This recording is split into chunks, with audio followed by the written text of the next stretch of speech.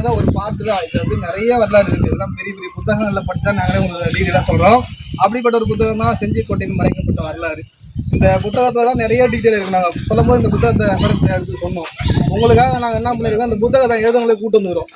நாங்கள் சொல்லக்கூடாது, புத்தகம் எழுதுன வந்தவங்களே சொன்னால் நல்லா இருக்குன்னு சொல்லிட்டு விக்டோரியா மேடம் இவங்க தான் அந்த புத்தகம் எழுதினாங்க. ரிட்டையர்டு HM இவங்க. ரொம்ப காலமாக வந்து ஆசிரியர் பணி இருந்தாங்க, செஞ்சுட்டே இருந்தாங்க. அதனால் வந்து வாலண்டியராக வந்து காலைல ஃபோன் அடிச்சு நீங்கள் வந்தே ஆகணும்னு சொல்லி வர வச்சுருக்கேன். சின்னதாக ஒரு ப்ரீஃபிங், இந்த கோட்டையோட அமைப்பு, இந்த மன்னர்கள் யாரெல்லாம் ஆட்சி செஞ்சாங்க அப்படின்னு சின்னதாக ஒரு ப்ரீஃபிங் தரத்துக்கு. இந்த புத்தகம் வந்து நிறைய டீட்டெயில், நீங்கள் இது வரைக்கும் படிக்காத டீட்டெயிலாம், ஒரு வார பார்த்தன டீட்டெயிலாக ரொம்ப டீட்டெயிலாக கொடுத்துருவாங்க மேடம். நீங்கள் மேம் வச்சுருக்காங்க. பிரிண்ட் அதிகம் போடல, ரொம்ப ரேர் பிரிண்ட் தான், எங்கிட்டே ஒன்று தான் இருக்குது. அந்த அமைப்பை பற்றி சொல்லுவாங்க மேடம், கொஞ்சம் கேட்டுங்க. அந்த புத்தகத்துல வாழ்த்துறை எழுதுன்னு ஏன்னா இந்த புத்தகம் எழுதுனவங்களே கூட்டம் தான் நல்லா இருக்கும் அப்படின்றத மேம் கூட்டு வந்துருக்கோம். சரிங்களா? அனைவருக்கும் வணக்கம். வெல்கம் டு செஞ்சிக்கோட்டை. நம்ம செஞ்சிக்கோட்டையே உங்களுக்கு வந்து இவங்க 2 பேரும் செஞ்சி டிராவலர்ஸ் 2 பேருக்கு போதுமான தகவலை சார் அவர்களும் சேர்ந்து கொடுத்துருப்பாங்க. இப்போ பொதுவாக எனக்கு வந்து இப்போ சொல்லணும்னா உங்களுக்கு செஞ்சிக்கோட்டையினுடைய அமைப்பு நீங்கள் பார்த்தீங்கன்னா இது சர்க்கலாக அப்படியே கல்லை கொட்டி வச்சிருக்க மாதிரி இருக்கும். இது வந்து ராஜகிரி, கிருஷ்ணகிரி, சந்திரகிரி துர்க்கம், சந்திராயன் துர்க்கம்னு சொல்லுவாங்க. இந்த 3 கோட்டைகளும் கொண்டது தான் செஞ்சிக்கோட்டை. தனித்தனியாக கிடையாது, 3மே சேர்ந்தது தான் செஞ்சிக்கோட்டை.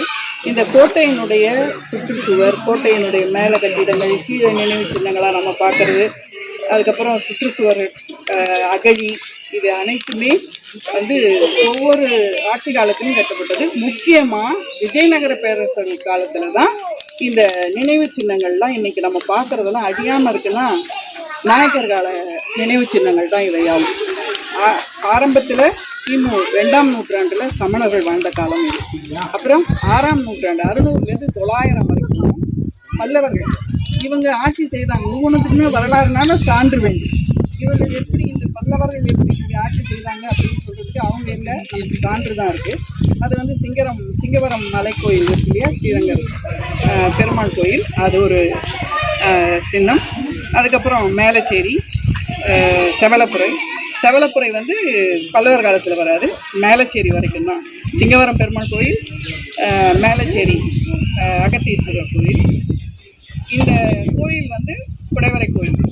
அடுத்ததாக பல்லவர் கால தளவானூர், மண்டகப்பட்டு, இதெல்லாம் வந்து பனைமலை கிட்ட இருக்கக்கூடிய அனந்தபுரத்துக்கிட்ட இருக்கக்கூடிய பனைமலையில் ராஜசிம்மனால் கட்டப்பட்ட ஒரு கோயில் இருக்கிறது, தாளகிரீஸ்வரர் கோயில்.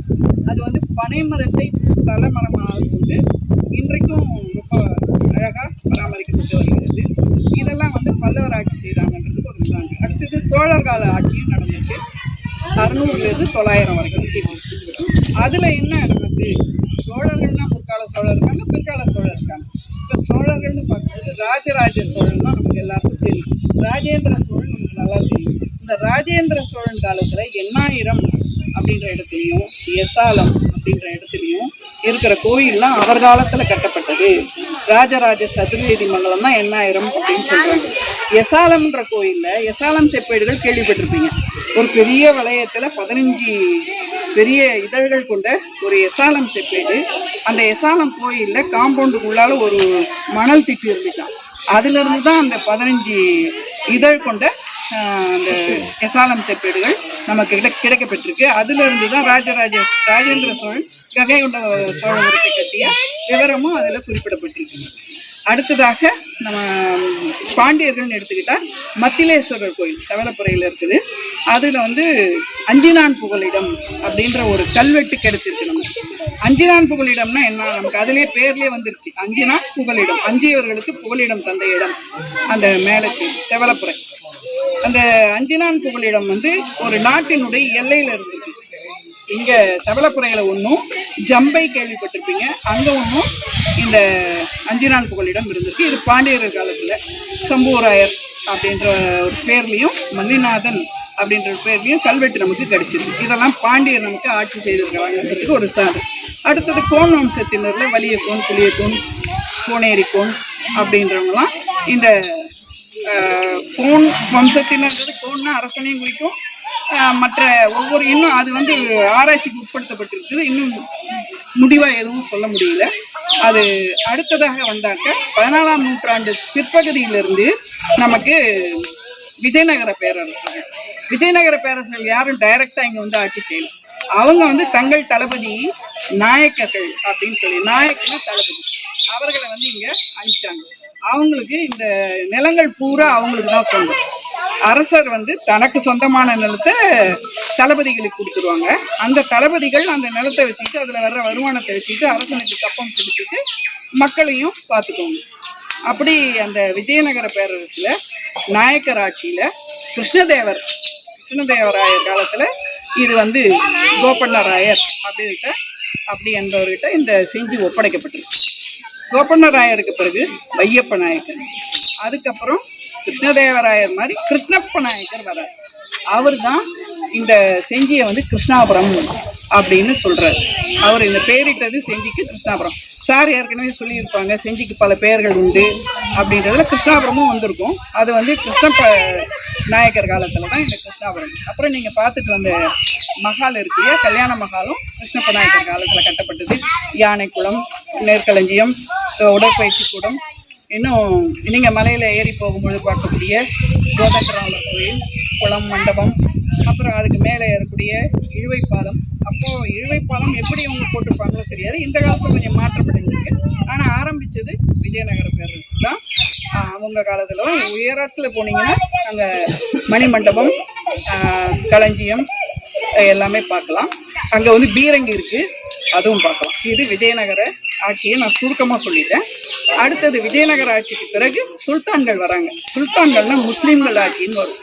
அவங்களுக்கு சுல்தான்னா தலைவர், அதிகாரம் செய்பவர், அவங்களுக்கு பேர். அவங்க வந்து இப்போ நம்ம நாட்டை எதுக்கு வந்தாங்க, ஆட்சி செய்ய வந்தாங்க அப்படின்னா என்ன காரணம்னா, இங்கே செல்வ செழிப்பு ஜாஸ்தி.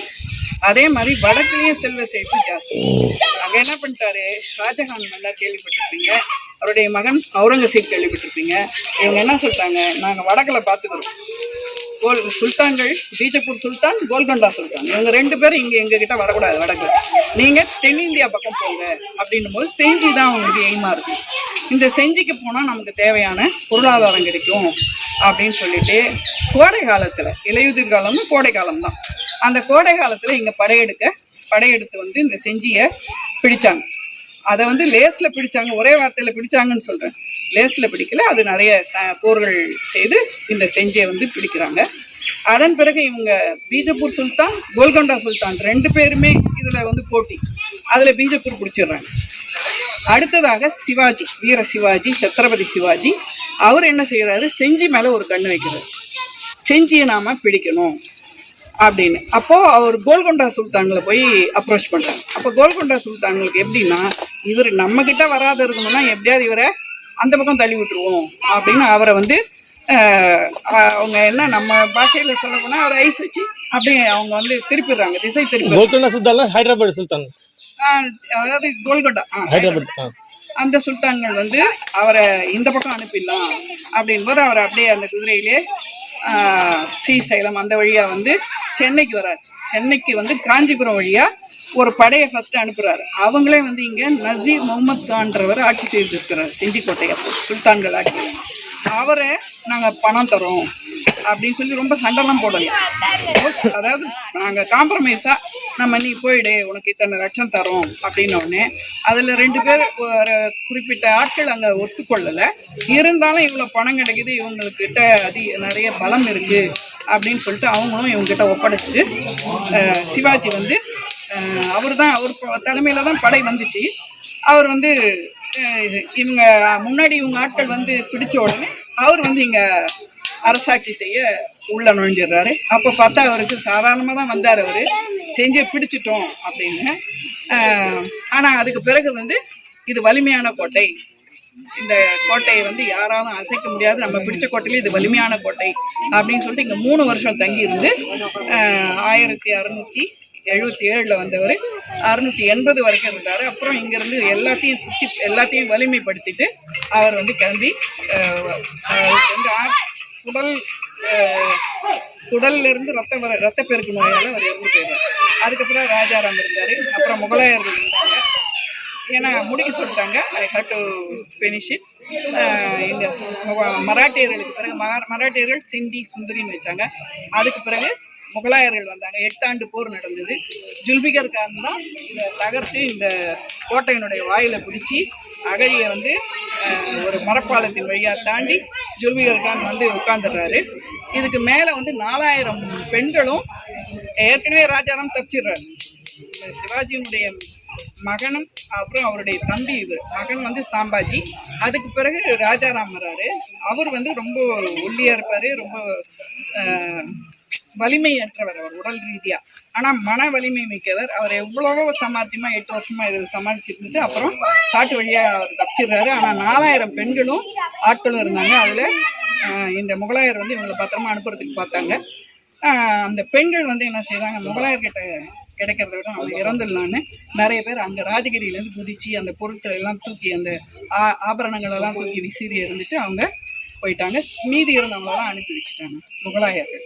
அவர்களுக்கு பிறகு ஆற்காட்டு, அதான் முகலாயர்களில் தான் ஸ்வரூப் சிங், ராஜா தேசிங் வருவாங்க. இவங்க வந்து ராஜா தேசிங் வந்து இங்கே 714 ஜனவரியிலிருந்து 714 அக்டோபர் வரைக்கும் 10 மாதங்கள் தான் ஆட்சி செய்தார். அவர் ரொம்ப சின்ன இளவயது வீரர். அவருக்கு ரொம்ப ஆசை இங்கே தானே ராஜாவாக இருக்கணும்னு. ஆனால் ஸ்வரூப் சிங் அவரை வந்து இங்கே வந்து அனுப்பிச்சாங்க பண்டேல்கல்லேருந்து. அவருக்கு வந்து கப்பம் கட்டணும், முகலாயருக்கு கப்பம் கட்டணும் ஸ்வரூப் சிங். அதை கட்டலை, இறந்துட்டார். இவர் வந்தார் ராஜா தேசிங், அவரும் கட்டலை.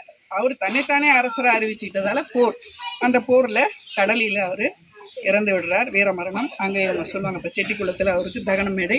அவரோட மனையும் எரிவிட்டப்பட்டாங்க.